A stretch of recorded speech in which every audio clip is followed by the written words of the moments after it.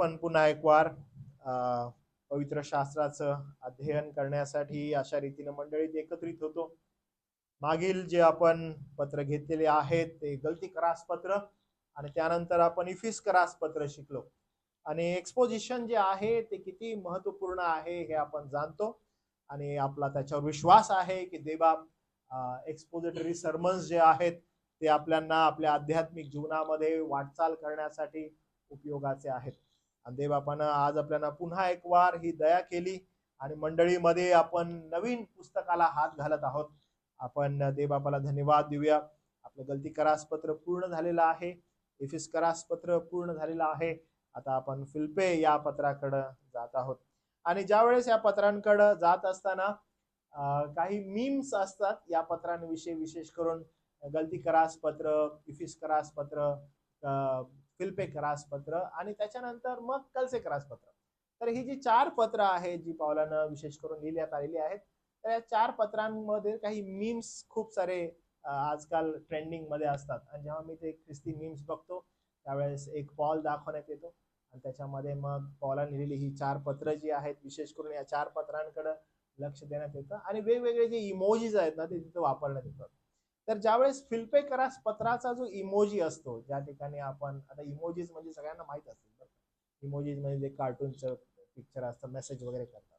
तर ज्यावेळेस फिलिप्पे करास पत्र असं येतं पौलाने लिहिलेलं, त्यावेळेस ते रेड हार्ट असतं ना, रेड हार्ट, ओके, ते रेड हार्ट फिलिप्पे करास पत्राकडे असं पौलाचं दाखवतात आणि ज्यावेळेस गलतीकरास पत्राकडे दाखवतात तर रागानं भरलेला आहे वगैरे असं रागीट चेहरा असा पौलाचा दाखवतात. नंतर इफिसकरास पत्र जे आहे त्याच्या डोळ्यामध्ये असे हार्ट आहेत असं दाखवतात. पण फिलिप्पे करास पत्र आलं तर मग त्या ठिकाणी एकदम फुल असं रेड हार्ट दाखवतात. तर का बरं असं रेड हार्ट फिलिप्पे करास पत्राविषयी दाखवतात? तर ह्या प्रवासामध्ये आपल्याला समजेल की पॉल या पत्रामध्ये नेमकं फिलिप्पेच्या लोकांना काय सांगत आहे, कसं बोलत आहे, त्यांच्या संगती बोलण्याचा त्याचा जो टोन आहे तो टोन आपण समजून घेऊया. कारण आपण पहिला पाहिलेला आहे की जेव्हा आपण एखाद्या शास्त्र भागाचा अभ्यास करतो तर आपण त्याच्या वातावरणाशी समरूप होणं फार गरजेचं आहे. जेव्हा आपण त्याच्या वातावरणाशी समरूप होतो, त्या ऍटमॉस्फिअरशी समरूप होतो, त्यावेळेस आपल्याला समजायला मदत होते.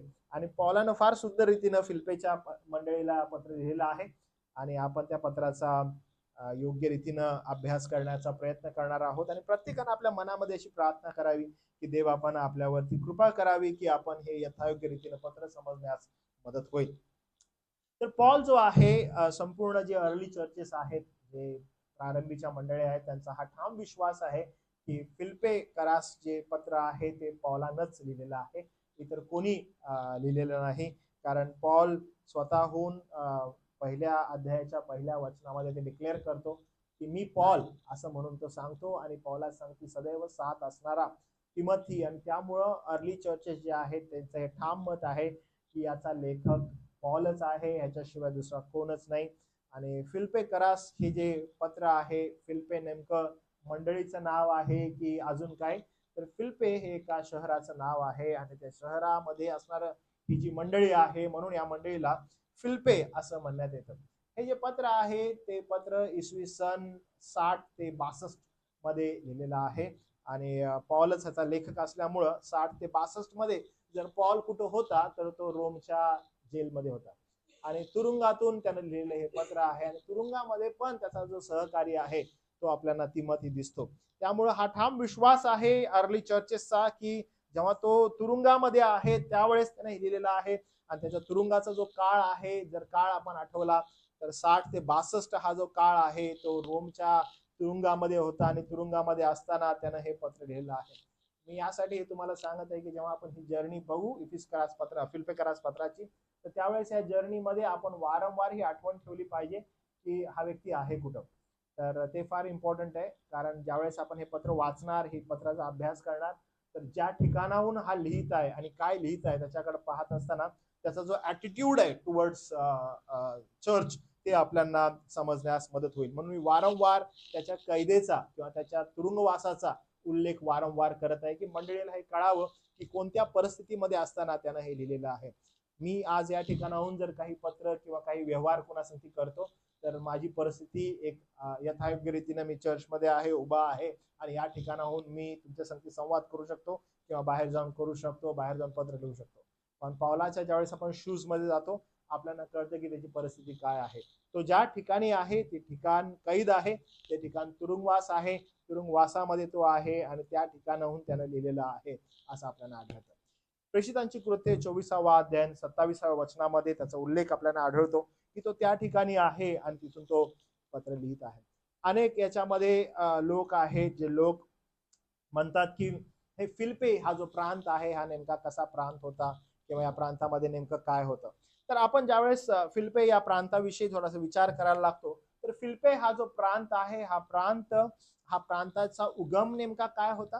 तर अलेक्झांडर द ग्रेट आणि अलेक्झांडर द ग्रेटचा जो पप्पा, ठीक आहे, त्याचा जो पप्पा आहे त्या पप्पाला फिलिप्पी या प्रांतामध्ये सोन्याचा फार आढळलं, सोन्याच्या खाणी आहेत असं त्याला लक्षात आलं आणि म्हणून ह्यानं काय केलं, फिलिप्पीकडे त्यानं लक्ष लावलं आणि फिलिप्पी या प्रांतामध्ये जाऊन त्यानं हे जे गाव होतं त्याला डेव्हलप करण्यासाठी त्यानं सुरुवात केली आणि मग आपल्याला आढळतं की त्या ठिकाणी हे शहराची स्थापना झालेली आहे आणि म्हणून आपल्याला आढळतं की हे इसवी सन पूर्व 2ऱ्या शतकामध्ये हे शहर रोमन साम्राज्यामध्ये समाविष्ट झालं 2ऱ्या शतकामध्ये आणि इसवी सन 42 मध्ये ॲक्टोवियन आणि कॉसिस यांनी प्रसिद्ध युद्धामध्ये विजय मिळवल्यानंतर फिलिप्पीला रोमन वसाहत म्हणून नाव मिळालं. आणि ही हिस्ट्री यासाठी आहे की आपल्याला ठाऊक असावं की पॉल ज्यावेळेस या मंडळीला पत्र लिहित आहे तर या ऐतिहासिक स्वरूपात याचं जे लक्षण आहे फिलिप्पीचं ते नेमकं काय होतं आणि फिलिप्पी हे कसं प्रचलित झालेलं आहे. आपण पुन्हा एकदा देवबापाला धन्यवाद देऊया की पॉल हा फार सुंदर रीतीनं मंडळांची स्थापना करत होता आणि तो त्याची जर्नी करत होता. पॉलाच्या एकूण 3 मिशनरी जर्नी होत्या आणि 3 मिशनरी जर्नीमध्ये तो तिथून निघायचा आणि निघत असताना वेगवेगळ्या बोटीतून वगैरे प्रवास करायचा आणि पुन्हा येरुशलेमेत यायचा, कधी येरुशलेमेला भेट द्यायचा, कधी अँटिओकला जायचा, त्या ठिकाणी थांबायचा आणि मंडळ्या प्रस्थापित करायचा. हा त्याचा नित्यक्रम होता आणि असं म्हटलं जातं की पॉल हा त्याची 4थी जी मिशनरी जर्नी होती त्याचा अर्धवट प्रवासामध्ये त्याची ही शेवटला जो प्रवास होता त्या 4थ्या मिशनरी जर्नीमध्ये त्यांना अखेरचा श्वास घेतला अशी ती एक हिस्ट्री आहे. पण ही जी फिलिप्पीची जी स्थापना आहे मंडळीची ही त्याच्या 2ऱ्या जर्नीमध्ये झालेली आहे असं आपल्याला आढळतं. तर त्याविषयी प्रेषितांची कृत्ये याचा 16वा अध्याय आपण काढूया आणि थोडंसं समजून घेऊया की याची स्थापना नेमकी कधी झालेली होती. 16वा अध्याय आणि 12 पासून पुढं मी तुमच्यासाठी वाचतो. प्रेषितांची कृत्ये 16वा अध्याय आणि 12 पासून पुढं. पॉल प्रवासाला आहे आणि आपल्याला प्रवासामध्ये तो या ठिकाणी स्थापना करत आहे आपल्याला दिसतं. 11 वचन वाचतो. तेव्हा त्रेवासापासून हाकारून आम्ही नीट वाटेने समार्थ्रोकस गेलो व दुसऱ्या दिवशी नियापुलिस गेलो, तेथून फिलिपास गेलो. ते मसोदनियाचे या त्या भागातील पहिले नगर असून तेथे रोमी लोकांची वसाहत आहे.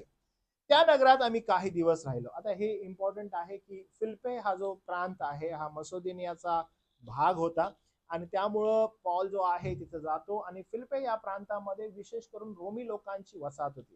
आता ह्या ठिकाणी पुन्हा मला सांगणं गरजेचं आहे की रोमी लोकांची वसाहत म्हणजे हे जे कार्य होतं हे कार्य सर्वसाधारण लोक जे आहेत हे रोमी लोक होते, यांच्यामध्ये हे कार्य होतं.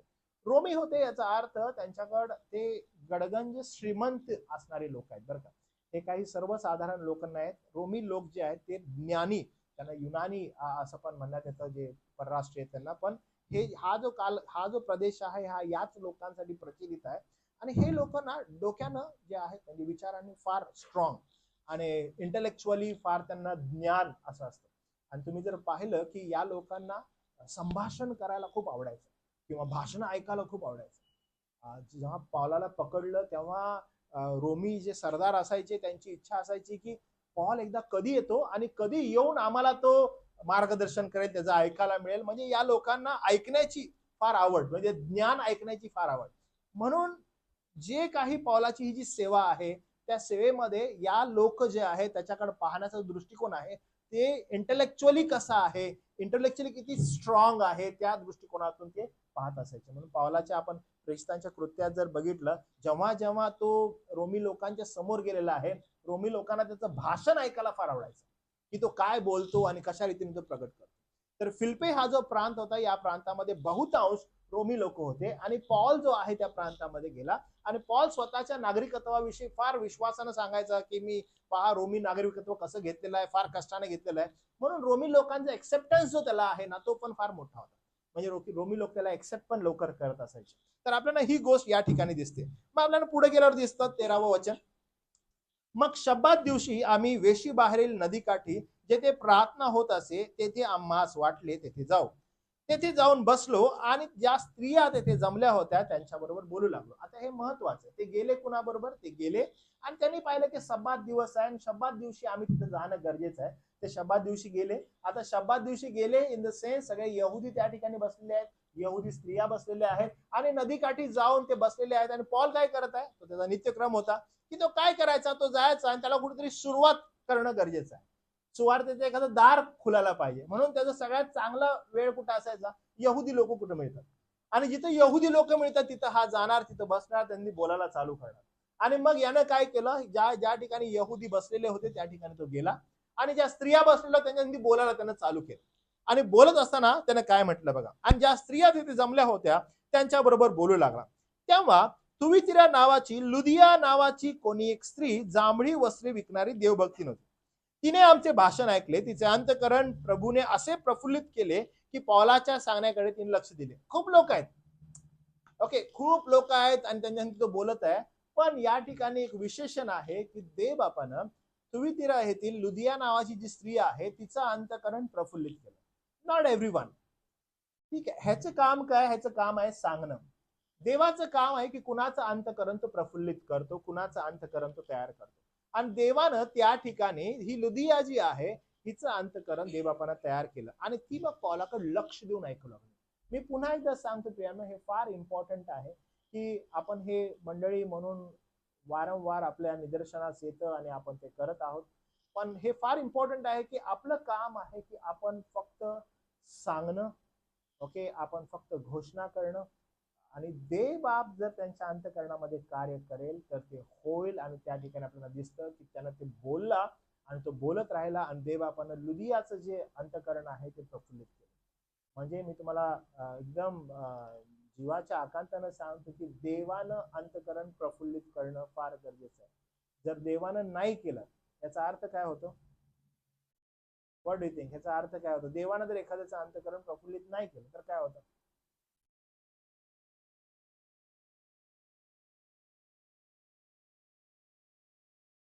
What do you think? काय होईल? देवानं जर एखाद्याचं अंतकरण प्रफुल्लित नाही केलं आणि आपण त्याला सांगतोय देवाचं, देवानं त्याचं अंतकरण प्रफुल्लित नाही केलं, so he is made for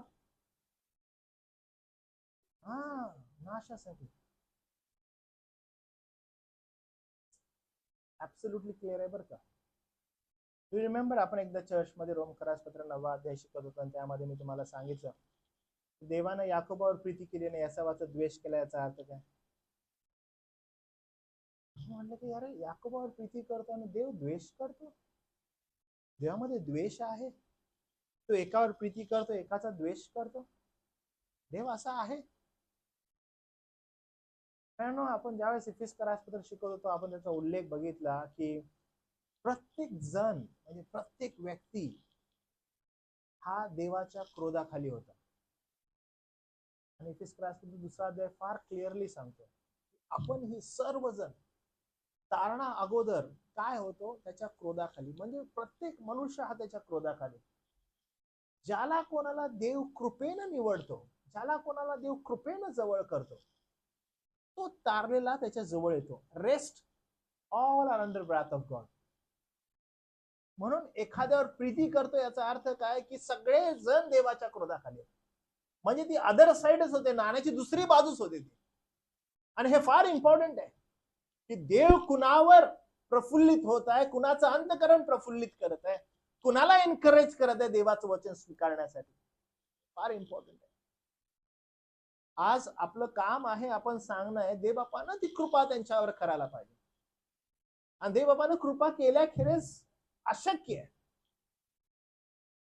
आणि त्यामुळे आपण या ठिकाणी पाहतो की पॉल जो आहे तो फिलिप्पीची मंडळी त्याला माहित नाही की प्रस्थापित होईल की नाही, पण हा त्याच्या प्रवासामध्ये आहे आणि ह्या प्रवासामध्ये फिलिप्पीला पोहोचत आहे आणि फिलिप्पीला जाऊन आपण पाहिले फिलिप्पीची हिस्ट्री काय आणि हे गडगंज श्रीमंत असणार शहर आणि या शहरामध्ये जात आहे मोस्टली रोमी लोक त्या ठिकाणी आहेत, काही यहुदी आहेत कारण यहुदी तर संपूर्ण जगभर पसरले आहेत आणि याचे जे टॅक्टिक्स आपण बघितले पॉलाच्या सुवार्थ प्रसाराचे, तर पॉल हा सुवार्थ प्रसार करत असताना वारंवार जे टार्गेट आहे ते यहुदी लोक करायचं आणि तो बघायचा कुठे आहेत म्हणजे मी त्यांना जाऊन त्यांनी बोलेन आणि हे त्याचं टार्गेट सदैव असायचं आणि या ठिकाणी तो जातो आणि जाऊन नदीकाठी बसतो, त्याला स्त्रिया दिसतात, तो बोलायला चालू करतो. पॉलाचं बोलणं थुवितिरामधील ही जी लुदिया आहे ती ऐकते, देवबाबतीचं अंतकरण प्रफुल्लित करतो, पॉलाचं वचन अजून चांगल्या रीतीने ते ऐकते आणि मग इथे एक घटना घडते. असं म्हटलंय की तिने आमचे भाषण ऐकले, तिचे अंतकरण प्रभूने असे प्रफुल्लित केले की पॉलाच्या शिक्षणाकडे तिने लक्ष दिले. मग तिचा व तिच्या कुटुंबाचा बाप्तिस्मा झाल्यावर तिने अशी विनंती केली की मी प्रभूवर विश्वास ठेवणारी आहे, असे जर तुम्ही ठरवले आहे तर माझ्या घरी येऊन राहा. तिने विनंती केली की आता बाप्तिस्मा झालेला आहे म्हणजे ही काही लगेच हो शिकवण झाली बाप्तिस्मा करा असं नाहीये, स्पॅन आहे. पौलानं त्या ठिकाणी ती वेळ जी आहे ती केलेली आहे, दिलेली आहे आणि मग ही विनंती त्याने आग्रहाने आम्हाकडून मान्य करवली. तिनं आग्रह केला, तिनं नाही काही करा तुम्ही आमच्याकडे राहा आणि मग तिनं आग्रह केला आणि संपूर्ण तिचं कुटुंब जे आहे त्या ठिकाणी प्रार्थना केली आणि पौलानं मग सुंदर रीतीनं फिलिप्पी या ठिकाणी येऊन राहून त्याची सेवा केली, तिनं त्यांची सेवा केली. पण त्याच्यानंतर काही गोष्टी घडल्या फिलिप्पीमध्ये ज्या फार वेदनादायी होत्या पौलासाठी आणि पौलाला हे ठाऊक नव्हते की तिथं नेमकं काय होणार आहे आणि पुढचा जो प्रवास आहे पौलाचा तो कठीण गेला. का पौलाचा प्रवास कठीण गेला फिलिप्पीमध्ये? कारण त्या ठिकाणी असं झालं बघा, वचन 16 पासून पुढे. मग असे झाले की आम्ही प्रार्थना स्थळाकडे जात असता दैवाज्ञा वारे अंगात असलेली कोणी एक मुलगी आम्हास आढळली. ती दैवी प्रश्न सांगून आपल्या धन्यास पुष्कळ मिळकत करून देत असे आणि त्या ठिकाणी ही होती की दैवाज्ञा अंगात गेलेली ही एक मुलगी होती आणि ही पुष्कळ आपल्या धन्याला मिळकत मिळवून देत होती, म्हणजे पुष्कळ पैसे मिळवून देत होती. म्हणजे पैसे मिळवून देत होती याचा अर्थ त्या धन्याकडं लोक येत होते विचारणा करणार की बाबा आमचं काय होणार आहे, आमचं फ्युचर काय, आम्हाला सांग. आणि हे लोक दैवाज्ञाद्वारे जे आहे ती सांगणारी जी मुलगी आहे ती चांगली मिळकत मिळवून देत धन्याला. आणि मग काय झालं बघा, ती पौलाच्या व आमच्या मागे येऊन मोठ्याने बोलली, ही माणसे परात्पर देवाचे दास आहेत, हे तुम्हाला तारणाचा मार्ग कळवितात, असे ती पुष्कळ दिवस करीत असे. म्हणजे ही जी स्त्री आहे, ही जी मुलगी आहे, ही जोर जोरात ओरडू लागली की काय की हे लोक देवाची माणसं आहेत, हे तुम्हाला तारणाचा मार्ग शिकवतील, यांचं तुम्ही ऐका. आता हे विलक्षण आहे. विलक्षण यासाठी आहे की पहा किती अद्भुत आहे. ही जी मुलगी आहे या मुलीचा जो धनी आहे तो धन्याजवळ काही लोक येतात की बाबा आमचं फ्युचर सांग, आमचं फ्युचर सांग, आमच्याविषयी काहीतरी सांग, असं ते बोलत आहेत आणि पैसे देतात धन्याला. आणि ही फ्री ऑफ कॉस्ट पौलाची, तिमोथेची यांची ऍडव्हर्टाईज करते. काय ऍडव्हर्टाईज करते की अहो हे जिवंत देवाचे दास आहेत आणि ह्यांचं तुम्ही ऐका, हे तुम्हाला तारणाचा मार्ग शिकवतात. वाव. आज आपल्या भारतामध्ये काही असे बाबा लोक आहेत बरं का, मोठे मोठे. काही जण पर्ची लिहून देतं, काही जण आल्या तिथे गेल्यावर काही काही गोष्टी सांगण्यात येतात, लोकांना ते आवडतं, तिकडे आकर्षित होतात, लोक ऐकण्याचा प्रयत्न करतात. उद्या समजा कोणीतरी असा XYZ बाबा आहे ज्याच्याकडं भारतातील 50% लोक चाललेत, त्याच्याकडे त्याचं भविष्य जाणार लोकांकडून, आणि तो तिथून ओरडून म्हणतोय की माझा ऐकताय नाही. मुंबईमध्ये चेंबूरमध्ये क्लेपा आवळे नावाचा माणूस आहे, तो जिवंत देवाचा दास आहे, तुम्ही त्याचा ऐका. मी म्हणेल की खरंच चांगला माणूस आहे तो, माझी ऍडव्हर्टाईज करायला लागलाय, किती चांगली गोष्ट आहे, सगळे लोक माझ्याकडे येतात, मला बरं वाटतंय. नाही, या ठिकाणी जी घटना घडत आहे ती स्वीकारण्यासाठी पॉल आणि सिला हे लोक तयार दिसत नाहीयेत. कारण का? ते अयोग्य आहे हे त्यांना समजलेलं आहे. काय झालेलं आहे या ठिकाणी? असं म्हटलेलं आहे की ती ओरडत होती की ती पौलाच्या व आमच्या मागे येऊन मोठ्याने बोलली, ही माणसे परात्पर देवाचे दास आहेत, हे तुम्हाला तारणाचा मार्ग कळतात. अशी ती पुष्कळ वेळेस बोलत असताना म्हणजे ही कंटिन्यू प्रोसेस चालू होती बरं का. म्हणजे हे जात आहेत ती ओरडत आहे, हे जात आहेत ती ओरडत आहे, हे जात आहेत ती ओरडत आहे. काही टाइम अगोदर ना, एक या आठवड्यामध्येच मी काही इस्लामिक व्यक्तींचे व्हिडिओज बघत होतो आणि त्या व्हिडिओज मध्ये काही भविष्य सांगणारे लोक त्यांना भेटलेले त्यांनी बोलत होते. आणि जेव्हा ते भविष्य सांगणार होते त्यांना सांगत होते ना, तर ते म्हणायचे की आप मेरा भविष्य मत बताओ. ते त्या भविष्य सांगणाऱ्याला काय म्हणतात? आप मेरा भविष्य मत बताओ. ते म्हणते आम्ही तुला ट्रू सांगू. बोलते आम्हाला ऐकायचं नाही, कारण आमच्या बिलीफ सिस्टम मध्ये हे नाहीये की आम्ही भविष्य ऐकावं, कारण आमच्या देवावर आमचा विश्वास आहे. कोण म्हणतंय असं? इस्लामिक लोक, की आमच्या देवावर आमचा विश्वास आहे, आमचं भविष्य सांगू नका, आमचा देव आमच्यासाठी जे करत ते चांगलं करत. तुम्हाला माहित आहे की आज ख्रिस्ती लोक जे आहेत ना, त्यांना त्यांचं भविष्य जाणण्याची फार उत्कंठ आहे आणि मग ते येशूच्या नावामध्ये स्वतःचं भविष्य जाणून घ्यायचा प्रयत्न करतात की आमच्याविषयी काय सांग. रेड साडी घातली मी, माझ्याविषयी काय सांग. पांढरा शर्ट घातलाय मी, माझ्याविषयी काय सांग. आणि जो विश्वास आहे ना, तो विश्वास जो पूर्णपणे देवावर असायला पाहिजे, की देव जे करेल ते यथायोग्य रीतीने असेल, ते त्याच्या गौरवासाठी असेल. आज मी जिवंत आहे, माझ्या नागपुड्यामध्ये श्वास आहे, तो त्याच्या गौरवासाठी आहे. त्याला वाटलं की माझ्या नागपुड्यातील श्वास देवानं काढून घ्यावा, तो त्याच्या गौरवासाठी. I am ready to do that. माझा जो विश्वास आहे, तो विश्वास हा आहे की तो जे करेल ते यथायोग्य असेल. याचा अर्थ माझा विश्वास आहे त्या देवावर, आणि विश्वासाचं जीवन बिलकुल तसं आहे. जर तुमचा विश्वास आहे प्रभूवर, तर प्रभूच्या करत असलेल्या प्रत्येक गोष्टीवर तुमचा विश्वास आहे. आणि ही जी मुलगी आहे, ही मुलगी जोर जोरात ओरडत आहे की हे तुम्हाला तारणाचा मार्ग दाखवतात, हे तुम्हाला तारणाचा मार्ग दाखवतात. आणि पौलाला हे बिलकुल ठाऊक आहे की ज्या वेळेस मी मागे फिरेन काय होणार आहे. आणि पॉल काय करत आहे? शास्त्रामध्ये असे ती पुष्कळ दिवस करत असे. मग पॉल फार अस्वस्थ होऊन मागे फिरून त्या पिशाच्याला म्हणाला, येशू ख्रिस्ताच्या नावाने मी तुला आज्ञा करतो की तू इजमधून निघून जा. आणि ते तात्काळ निघून गेलं. जो अशुद्ध आत्मा आहे तो तिथंच निघून गेला. पॉल म्हणाला की इथमधून निघून जा. म्हणजे पॉल काय करत होता? निग्लेक्शन करत होती. पॉल काय करत होता? निग्लेक्शन करत होता, अजिबात लक्ष देत नव्हता. अनेकांना भूत काढायला फार आवडतं, माहिती तुम्हाला? भूत काढायला फार आवडतं. कुणामध्ये काही भूत वगैरे असेल, पिशाच वगैरे असेल, तर स्पेशलिस्ट काही पाळक असतात.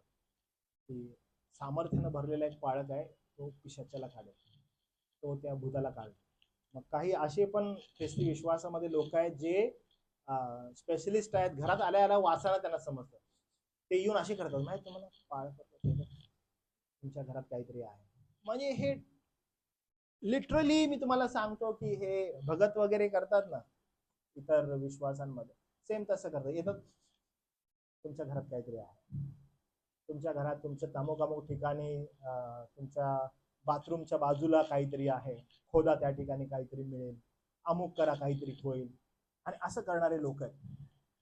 आणि इथं तर या सिच्युएशन मध्ये ही जी मुलगी आहे, ही उघड पर्यंत दाखवत होती की हिला पिशाच लागलेला आहे, अशुद्ध आत्मा इज मध्ये आहे. आणि पॉल फर्स्ट डेलाच भेटला त्याला परफॉर्म जर करायचा आहे, पॉल पहिला अच्छा हिला अशुद्ध आत्मा लागलाय, आता हे माझ्या बाजूला. पॉलने हे करायला पाहिजे होतं ना. पण पॉल काय करत आहे? डे बाय डे तो तिला इग्नोर करत आहे. ती आडावरड करत आहे, तिला इग्नोर करत आहे तो. कारण हे फार इम्पॉर्टंट आहे नोट करण्यासाठी की फिलिपेमध्ये चर्च प्रस्थापित होण्या अगोदर कोणत्या गोष्टी घडलेल्या आहेत. कारण लुदिया तिचं कुटुंब प्रभूमध्ये आलेलं आहे, पॉल तिच्या घरी राहत आहे, आणि मग त्यांची वाढ होते आध्यात्मिक. पास्टर पॉल त्यांना ट्रेन करत आहेत. मीन वाईल जेव्हा काही तो बाहेर जातो, सिलान तो बाहेर जातो, ते पाहत आहे की एक मुलगी आहे, ती जोर जोरात ओरडत आहे की हे जीवन देवाचे लोक आहेत, हे तुम्हाला तारणाचा मार्ग सांगतायत. आणि त्या ठिकाणी पॉल इग्नोर करत आहे. इनफॅक्ट पॉलांनी काय करायला पाहिजे, जर आपल्यासारखं कोण असतं पाळत, अच्छा आता दाखवतो कसे सामर्थ्याने मी भरलेलो आहे. आण रे त्याला इकडं. ती अरे अजून किती जण आहेत त्यांना पण आणा. यशच्या नावात काढून टाकतो, तो मंडळीची स्थापना करतो. काय चमत्कार करायचा हे करतो ना आता. बघा आणा त्याला इकडं. मंडळी प्रस्थापित करायचे हे अशी करतो आता. चमत्कारांनी पट करून होते ना, पण पॉलाला माहित होतं नेमकं काय होणार आहे. आणि पॉल काय करत आहे, पॉल इग्नोर करत आहे. डे बाय डे, एक दिवस झाला, 2 दिवस झाला, ही ओरडायचं थांबतच नाही. आणि मग तिथे गोष्ट नमूद आहे, शब्द नमूद आहे, पॉल अस्वस्थ झाला. पॉल काय झाला, पॉल अस्वस्थ झाला आणि त्यानं मागं फिरून म्हटला, त्याला दटावला आणि म्हटला हीच मधून निघून जा. आणि ते निघून गेला. आणि माहित आहे काय झालं, काय व्हायला पाहिजे होतं, वाव, एका पिशाच्याला काढलं. पॉलाची वाह व्हायला पाहिजे होती.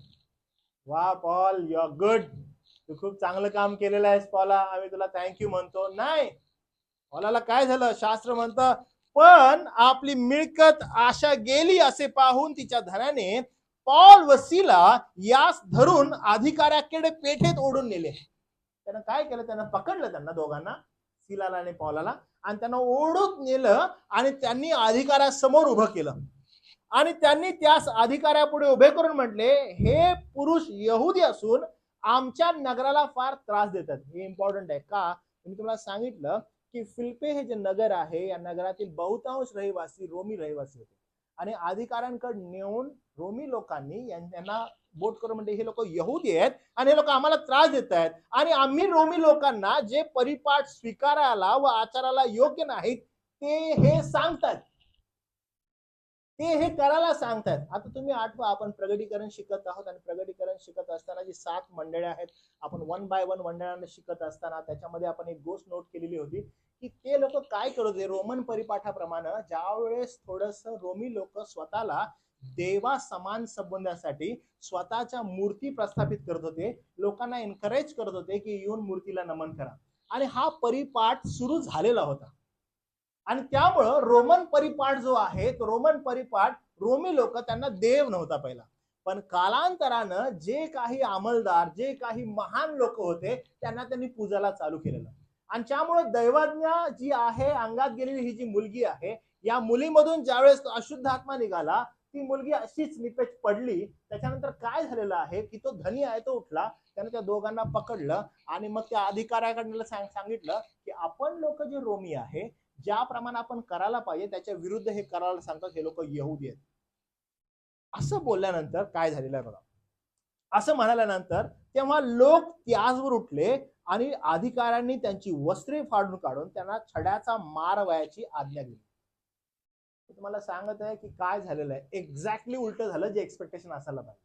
जर आज जगामध्ये असं काही होतं तर आपण काहीतरी वेगळं संबोधू, पण ज्या स्थितीला हे घडत आहे एक्झॅक्टली अपोजिट कंडिशन आहे. काय, दैवाज्ञा अंगात गेलेली ही जी मुलगी आहे, जसं त्यातून अशुद्ध आत्मा निघाला, यांना पकडलं, अधिकाऱ्याकडे नेलं. लक्षात घ्या, लोक समुदाय आहे त्यांच्या उठलेला आहे, आणि अशा परिस्थितीमध्ये पॉल काय करत आहे, त्यांना कपडे फाडले, त्यांना छड्याचा मार दिला. काय केलं त्यानं, अशुद्ध आत्म्याला जायला सांगितलं. 23 वचन, मग पुष्कळ फटके मारल्यावर बंदीशाळेत टाकून त्यांनी बंदीशाळेच्या नायकाला त्यास बंदोबस्ताने राखण्याचा हुकूम केला. असा त्याला हुकूम मिळाल्यानंतर त्याने त्यास आतल्या बंदीखान्यात घालून त्यांचे पाय खोड्यात अडकवलं.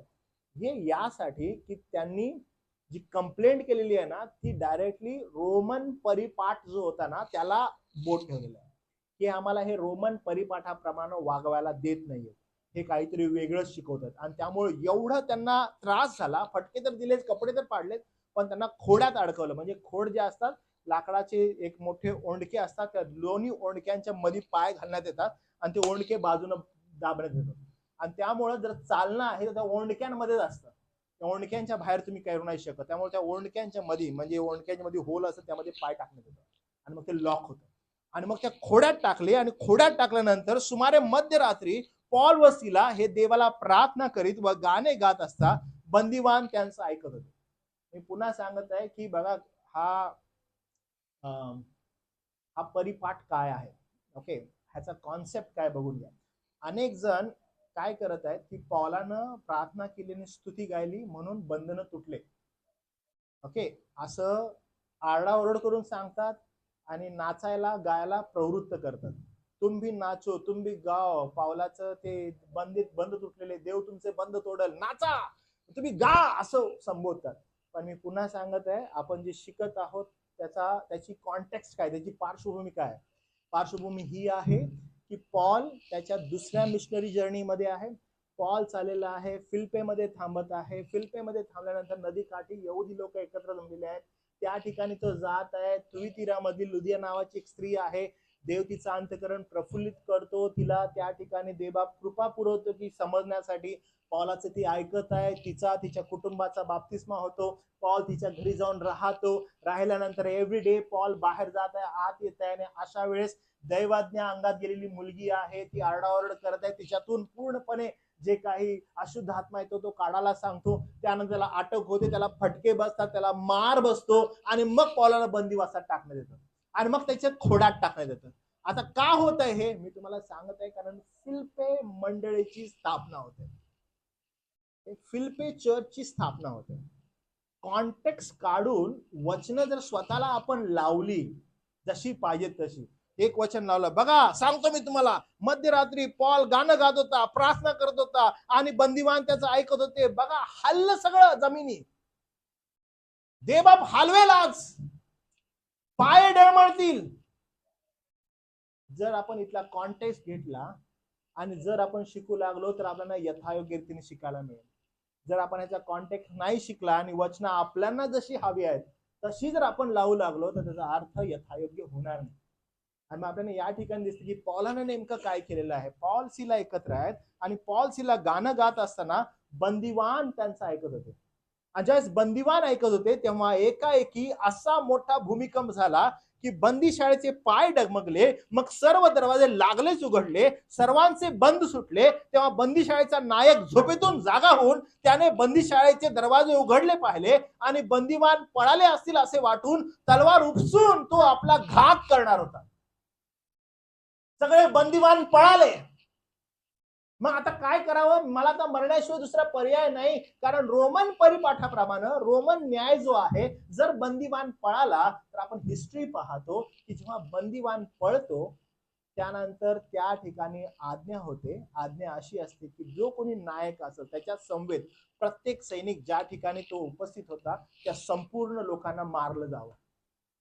आणि म्हणून आपल्याला असं दिसतं की तो बंदीशाळेचा जो नायक आहे तो उठला आणि तो स्वतःचा घात करणार होता. इतक्यात पॉलाने मोठ्याने ओरडून म्हणाला, तू स्वतःला काही अपाय करू नको, कारण आम्ही सर्व येथे आहोत.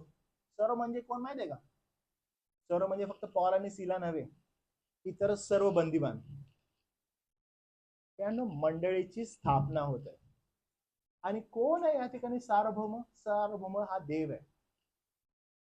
फिल्पे मंडळीची स्थापना कोण करत आहे? खुद्द देव, दुसरं कोणच नाही. प्रत्येक मंडळीचा पाया कोण आहे? खुद्द देव आणि त्याचा एकुलता एक पुत्र प्रभू येशू ख्रिस्त. काय होत आहे की देवबाप उपयोग करत आहे. कसला उपयोग आहे त्या ठिकाणी?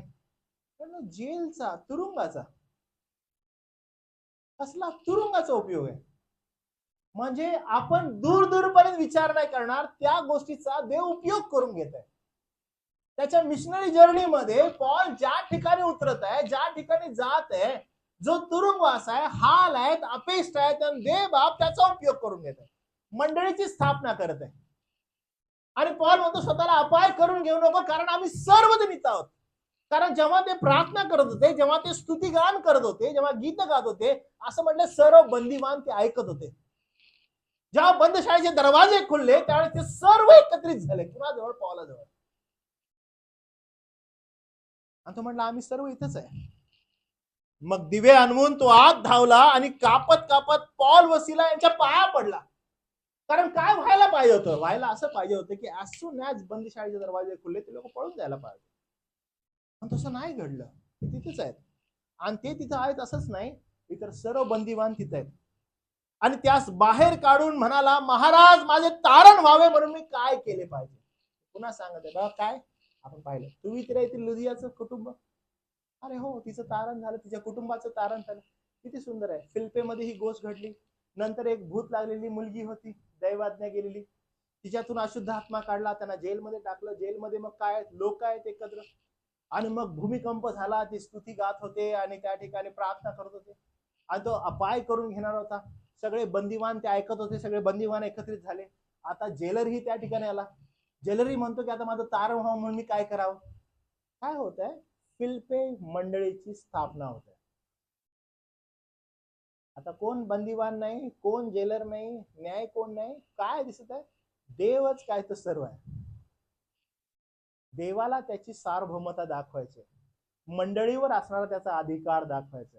आणि मग काय झालं बघा, असं म्हटलेलं आहे, आणि त्यास बाहेर काढून नेऊन म्हणाला, महाराज माझे तारण व्हावे म्हणून मला काय केले पाहिजे. ते म्हणाले, प्रभू येशूवर विश्वास ठेव, म्हणजे तुझे व तुझ्या घराण्याचे तारण होईल. कुणाला म्हटलं, तो काय जेलरला. मी तुम्हाला परत एकदा एनकरेज करेन बरं का, विदाउट कॉन्टेक्स्ट जर कोण वचन घेतं आणि ती वचनं लावतं, ती वचनं लावण्या अगोदर त्या कॉन्टेक्स्ट मध्ये काय लिहिलेलं आहे ते समजावणं फार गरजेचं आहे. जर कोण असं म्हणतंय की चला पौलानं स्तुती गायली, पौलानं प्रार्थना केली आणि त्यानं दरवाजे हलवले जेलचे आणि त्याची बंधनं तुटले, देव तुमची बंधनं तोडायला तयार आहे, असं जर कोण म्हणतं, तर सगळ्यात पहिला पौल आणि सिलासारखे फटके खाऊन घ्या आणि मग स्वतःला त्यांच्या शूज मध्ये ठेवा. पौल आणि सिलासारखं तुरुंगात जावा आणि तुरुंगात जाऊन ह्या गोष्टी करा. त्यानं उगीच कॉन्टेक्स्टला सोडून, संदर्भाला सोडून कुठलीही वचनं पौलानं असं केलं म्हणून मी स्वतःला ती लावून घेतो असं आपण बोलू शकत नाही. देवबापानं ती कृपा त्यांच्यावर त्या घटकेला केलेली आहे आणि ती यासाठी की त्या गोष्टीवर तुम्ही विश्वास ठेवावा आणि आपण पुढे जावं, की एवढ्या कठीण आणि संकटाच्या प्रसंगी त्या लोकांचं ध्येय ते विसरले नाहीत की त्यासाठी त्यांना पाचारण करण्यात आलेलं. पौलानं दूरदृष्टी ठेवली, कारण जे कृत्य होणार होते ते अद्भुत होणार होते.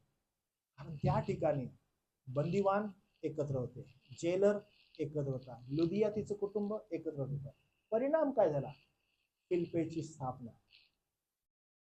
मंडळीची स्थापना. त्यानं अल्टिमेटली देवबापाची प्रीती जी आहे ती ख्रिस्ताच्या मंडळीवर आहे. लक्षात घ्या, मंडळीची स्थापना करण्यासाठी पौलाला तो तुरुंगात पण पाठवतो. मंडळीची स्थापना करण्यासाठी त्याला 39 फटके पण मारण्यात येतात बरं का, छड्यांचा मार देण्यात येतो, कपडे पण फाडण्यात येतात. का, मंडळीची स्थापना होते. माझी इच्छा आहे की तुम्ही फिलिप्पी पत्र याचा पहिला अध्याय, पहिलं वचन जरासं वाचा. मी तुम्हाला सांगेन की किती ह्याच्यामध्ये गहनता आहे. तेव्हा पौल हे म्हणत आहे, फिलिप्पी पहिला अध्याय पहिलं वचन.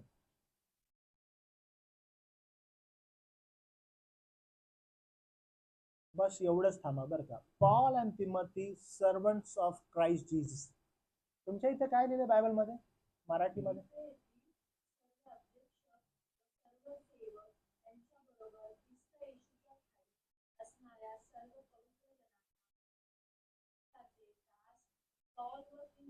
मला माहित आहे, दास ज्या वेळेस तो म्हणतो ना, तर मला तुम्हाला इथे सांगायचं, इंग्लिश मध्ये याची सुरुवात अशी आहे की Paul and Timothy servant of God. Servant याचा अर्थ गुलाम बरं का.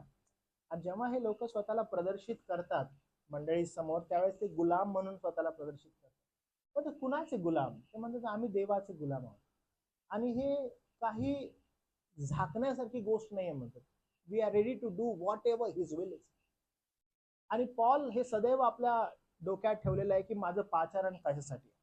आणि स्वतःला संबोधत असताना किंवा तिमोथी संबोधत असताना स्वतःला गुलाम म्हणून संबोधणं त्यांना एकदम असं उच्च वाटतं. आणि मंडळीच्या स्थापनेसाठी जर देवबाप त्यांचा उपयोग अशा रीतीने करत आहे, they are ready to do that. काय करत आहेत, कपडे फाडत आहेत, नो प्रॉब्लेम. छड्याचा मार आहे, नो प्रॉब्लेम. कारण दूरदृष्टी ठेवलेली आहे की देवबाप काय करू इच्छितो. कारण अल्टिमेटली आपल्याला पुढे असं दिसतं की 32 वचन, त्यांनी त्याला व त्याच्या घरातील सर्व प्रभूचे वचन सांगितले. मग रात्रीच्या त्याच घटकेस त्याने त्या जवळ येऊन त्यांच्या जखमा धुतल्या, तेव्हा त्याने व त्याच्या सर्वांनी बाप्तिस्मा घेतला. मग त्याने त्यास घरी घेऊन खाऊ घातले आणि देवावर विश्वास ठेवून सहकुटुंब हर्ष केला. ही फिलिप्पीची गोष्ट आहे. सुवित्रिया येथील लुदिया, आता हा रोमी, अनेक बंदिवान. काय होत आहे, they R coming together as a church. आणि हा जो कॉन्सेप्ट आहे, ज्यावेळेस आपण फिलिप्पी पत्र शिकणार आहोत, तर तुम्हाला आणि मला ही गोष्ट डोक्यात असणं गरजेचं आहे की ही मंडळी नेमकी स्थापन कशी झाली आहे. ही काय अशीच झाली आहे? अहो, पावलानं त्या ठिकाणी फटके खाल्लेत, पौलानं त्या ठिकाणी मार खाल्लाय, पॉल त्या ठिकाणी तुरुंगवासात आहे, पौलानं कष्ट केलंय त्या मंडळीसाठी. आणि मग असं झालं बघा, 35व्या वचनापासून दिवस उगवल्यावर अधिकाऱ्यांनी चोपदारास पाठवून सांगितले की त्या माणसांना सोडून दे. तेव्हा बंदीशाळेच्या नायकाने पौलास असे वर्तमान सांगितले की तुम्हा सोडावे म्हणून अधिकाऱ्याने माणसे पाठवली आहेत, तर आता स्वस्तपणे निघून जा. तेव्हा त्यास म्हणाला पॉल, आम्ही रोमी मनुष्य असता अपराधी ठरवल्या वाचून त्याने आम्हास उघडपणे फटके मारून बंदीशाळेत टाकले आणि ते आता गुप्तपणे घालवायला पाहतात काय? असे नको, तर त्यांनी स्वतः येऊन आम्हास बाहेर न्यावे. मला ना कधी कधी पॉल खूप सरकॅस्टिक वाटतो ना, त्याचा डेंजर वाटतो. हा का डेंजर वाटतो? कारण तो त्याचे अधिकार ना फार प्रकर्षानं प्रदर्शित करतो. जो त्याचे अधिकार आहेत तो त्याचे अधिकार सोडत नाही. आणि मग तो त्या ठिकाणी आठवण करून देतो की पहा, मी रोमी नागरिक आहे. असं म्हणाल्यावर कधी पण रोमन नागरिकाचं जे महत्व आहे, रोमन नागरिकाचं जे अधिकार आहे ते इतके जबरदस्त आहेत की ऍज सुन ऍज रोमी बोलल्या बोलल्या लोक 4 पावलं मागवायचे. आणि पॉल स्वतःला म्हणतो की आम्ही रोमी आहोत, आणि आम्ही रोमी असताना आम्हाला असे उघडपणे फटके मारलेच कसे काय, आणि अशी गुप्तपणे तो सोडतात काय? असं बोलल्यावर त्यानं येऊन आम्हाला सोडवा असं म्हणाल्या काय झालं बघा.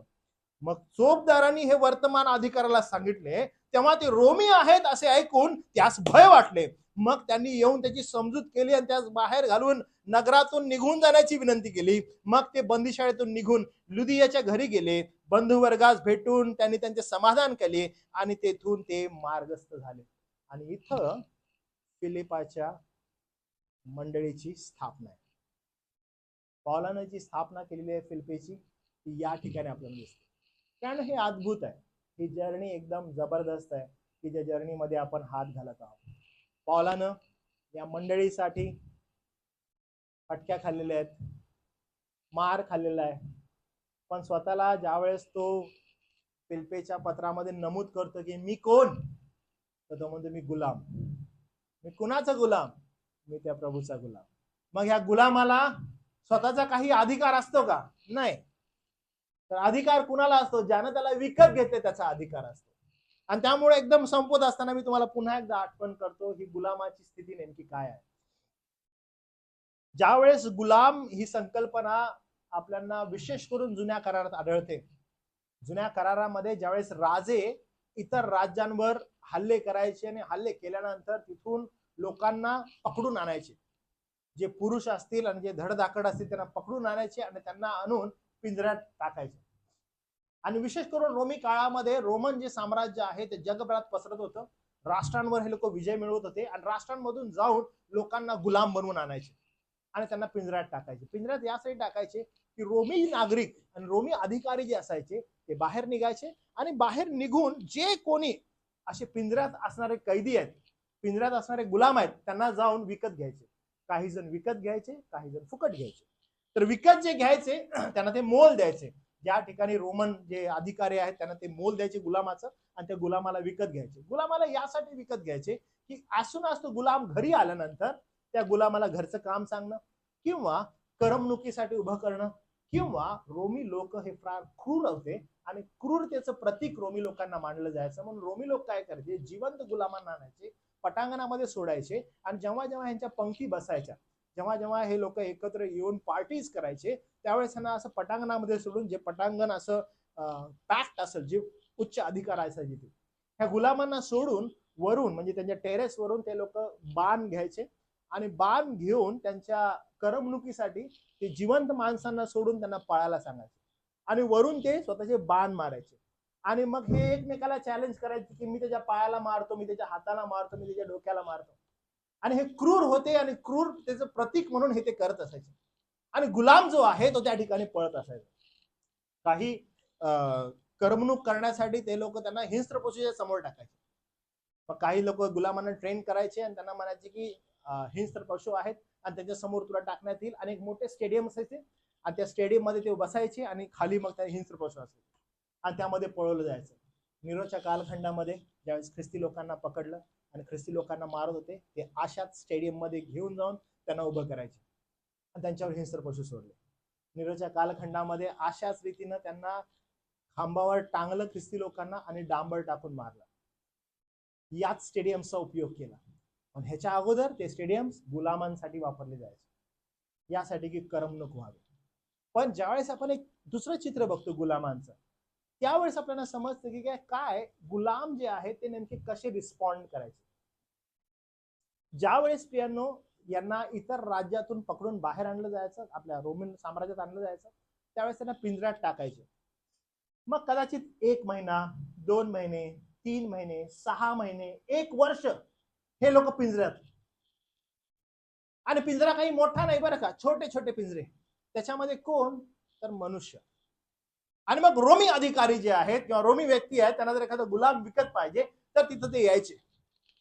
आणि जेव्हा ते आपल्या घोड्यावर बसून यायचे, त्यांच्या हातामध्ये काठी असायची आणि ते प्रत्येक पिंजऱ्यावर मारायचे. आणि ज्या पिंजऱ्यावर त्यांची काठी थांबली त्या पिंजऱ्यातील गुलाम त्यांचा. आणि ज्यावेळेस ते घोड्यावरून फिरायचे त्यांची काठी मारत जायचे, तर प्रत्येक पिंजऱ्यातून एक आवाज यायचा की मला निवड. का बरं? कारण ते प्रत्येक दिवशी तिथं मरतायत आणि त्यांची इच्छा असायची की आज मला निवड, म्हणजे मी बाहेर येतो आणि आजच्या आज जर तुझी इच्छा आहे तर मला मारून टाक, पण मी इथे रोज मरण्यापेक्षा वन्स फॉर ऑल एकदाच मरावं. म्हणून ते जोर जोरात हाका मारायचे आणि म्हणायचे की मला निवड. आणि ज्या कोणावर त्याची कृपा होईल त्याच्यावर तो काठी ठेवायचा. आणि ज्याच्यावर तो काठी ठेवायचा तो बाहेर येऊन पूर्णपणे स्वतःचं समर्पण जे आहे ते तो पूर्ण समर्पण त्या अधिकाऱ्याला करायचं. आणि तो म्हणायचा इथून पुढचं आयुष्य हे माझं नाही, हे तुझं आहे. तुझी इच्छा आहे तर तलवार आत्ताच काढ, आत्ताच मला इथं मारून टाक, किंवा अजून तुला काय करायचंय ते माझ्यासाठी कर. जर समजा एखादा अधिकारी चांगला आहे, तो त्याला घ्यायचा, आपल्या घरी घेऊन जायचा, त्याला कामं लावायचा. तुम्हाला आठवतं की जुन्या करारामध्ये पोटिफोर होता आणि त्यानं योसेफाला निवडलेलं होतं आणि त्याला घेऊन गेलेला, आठवलं तुम्हाला? तशीच गोष्ट की त्या गुलामाला निवडणं, त्याला घरी घेऊन जाणं, घर काम करायला लावणं, कदाचित घर हातात देणं, जर तो अजून हुशार आहे त्याला काही काम देणं, अजून जर तो चांगला आहे तर अजून काही गोष्टी पुरवणं. आणि मग या कॉन्सेप्टच्या आधारे तुम्हाला नवीन करारामध्ये आणि विशेष करून रोम करास पत्राच्या पत्रांमध्ये वारंवार हा शब्द आढळतो, गुलाम. सर्वंट. आणि सर्वंट गुलाम एकच शब्द आहे बरं का. मराठीमध्ये थोडं सोफिस्टिकेट केलं आणि दास दास दास म्हटलं, जो शब्द आहे तो बिलकुल गुलाम आहे. आणि म्हणून पॉल ज्या वेळेस फिलिप्पीच्या स्थापने अगोदर हे संबोधतो आणि फिलिप्पीला तो सांगतो आम्ही कोण, होता आम्ही गुलाम. म्हणून जर तुम्ही आठवलं की जशी फिलिप्पीची मंडळी प्रस्थापित झाली, कशी झाली आहे, आम्ही आलो, आम्ही सुरुवात केली आणि आम्ही पाहिलं की थुवितिरामधील लुदिया त्या ठिकाणी आहे, आम्ही तिला वचन सांगितलं आणि आम्हाला ठाऊक होतं की भूत लागलेली जी मुलगी आहे हिच्यातून जर भूत निघालं तर हे रोमी लोक आम्हाला पकडतील, जेलमध्ये टाकतील आणि आमचं काय होणार आहे. पण आम्ही त्या गोष्टींना सामोरे गेलो का? हो, आम्ही सामोरे गेलो. का बरं? कारण आम्ही सार्वभौम देवावर विश्वास ठेवला, कारण तो आमचा होल अँड सोल, तो आमचा मालक आहे. आम्ही कोण? आम्ही गुलाम. मग आम्ही जर गुलाम आहोत तर आमचा वापर कसा होत आहे? आमचे कपडे फाडले, नो प्रॉब्लेम, आमच्या मालकासाठी आम्ही तेही करायला तयार आहे. आम्हाला छड्यांचा मार दिला, नो प्रॉब्लेम, आमच्या मालकासाठी तेही करायला आम्ही तयार आहे. कारण आम्हाला ठाऊक आहे की आमचा मालक कोण आहे. किती अद्भुत हा विश्वास आहे प्रियांनो. आणि ऍज अ चर्च ज्यावेळेस आपण ह्या गोष्टींकडे पाहतो, आपण किती सेल्फिश आहोत, किती सेल्फिश रीतीने जीवन जगतो. पण जो प्रतिसाद हवा आहे तो प्रतिसाद गुलामाचाच हवा आहे आपल्याला. त्यावेळेस आपण देवाकडे जातो त्यावेळेस, आणि आपण फार सेल्फिश रीतीनं, स्वार्थी रीतीनं प्रभूकडे जात असतो प्रत्येक गोष्टी. आम्ही किती चांगले आहोत, आम्हाला कसं मिळायला पाहिजे, आमचं किती चांगलं व्हायला पाहिजे. इनफॅक्ट चर्चमध्ये बसण्याचा उद्देश पण काय असतो की एक दिवस प्रभूकडे जाव्या, बाकीच्या 6 दिवस देव आपला एकदम 7 दिवस एकदम मस्त देव ठेवायला. सगळी स्वार्थी बुद्धी. बायबल उचलायचं, बायबल आमचं चांगलं व्हायला पाहिजे, मी ना ह्या चर्चला जात आहे ना माझं चांगलं झालंय बरं का, मी अमुक माझं बरं व्हायला लागलंय बरं का. इट्स सेम लाईक ॲडल्टरी, मूर्ती पूजा, आणि हे चुकीचं आहे. कारण अल्टिमेटली आपण पाहतो की देव त्याच्या एकुलत्या एका पुत्राद्वारे मंडळीची स्थापना कशी व्हावी या उद्देशाने प्रयत्न करताना पावलाला ते गुपित समजलं. आज आपण या ठिकाणी आहोत, आपण हा प्रयत्न कर माझ्याद्वारे मंडळीला कशा प्रकारे मी हेल्प करू शकतो, कशा प्रकारे अपलिफ्ट करू शकतो. That should be our thought. आपला प्राईम उद्देश, कारण त्याचा गौरव आहे. आपण तो प्रयत्न करणं आवश्यक आहे. त्यानं फिलिप्पेकडे पाहत असताना ही सुरुवात आपण जर मिस केली तर आपल्याला पत्र समजणार नाही बरं का. नाहीतर आपण पण विदाउट कॉन्टेक्स्ट ना जाऊ आणि हो फिलिप्पेकरांचं पत्र पहिला अध्याय काय सांगू काय म्हणतो, पॉल अनस्टॉपेबल आशीर्वाद देतो. पॉल अहो हार्ट हो नुसतं पॉल हार्टच करतो. आणि तुम्हाला कदाचित असं वाटलं किती चांगलं पत्र आहे, नुसते आशीर्वाद, नुसता पॉल थँक्यू, नुसतं पॉल त्यांचं अप्रिशिएशन. अरे किती चांगली गोष्ट आहे. नाही, समजून घ्या ते अप्रिशिएशन येतंय कुठं. त्यामुळं हा जो प्रवाह आहे फिलिप्पेचा तो समजण्यासाठी आपल्याला विशेष करून याची पार्श्वभूमी माहीत असणं आवश्यक आहे. पॉलाचं कष्ट आपल्याला माहीत असणं गरजेचं आहे. देव बाप करो आणि तुम्हाला या वचनाद्वारे त्याची कृपा पुरवो. आपण आपले डोळे बंद करू प्रियांनो. यावेळेस स्वतःचं आत्मपरीक्षण करू. आपण आज देवबापाकडे कसं पाहत आहे याच्याविषयी आपण विचार करूया.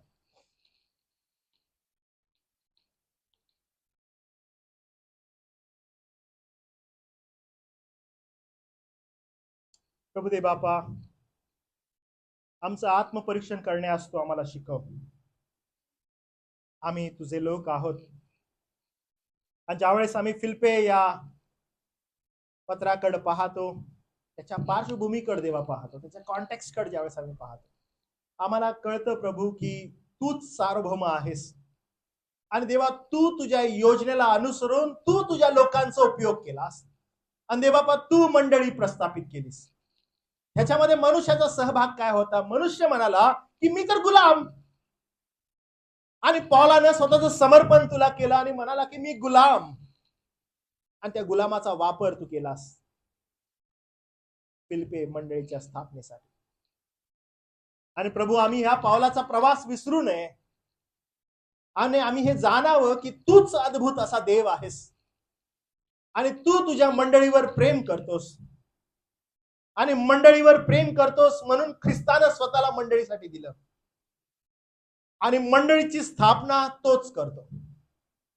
आम्ही त्या मंडळीचे आहोत आणि आम्ही देवबाप विचार करतो की आम्ही कशा रीतीने प्रभू तुझ समोर येऊ, नतमस्तक हो, यासाठी गुलाम म्हणून प्रभू दे बापा तू आमचा वापर करावा. गौरव मान महिमा आम्ही तुला देतो कारण ते तुझा आहे. तू केलेल्या अद्भुत दयेबद्दल तुझे आभार मानतो. पुन्हा एकदा तुला समर्पित होत केलेली प्रार्थना तारणारा प्रभू येशू ख्रिस्त याच्या नावात केली म्हणून देवा. आमेन.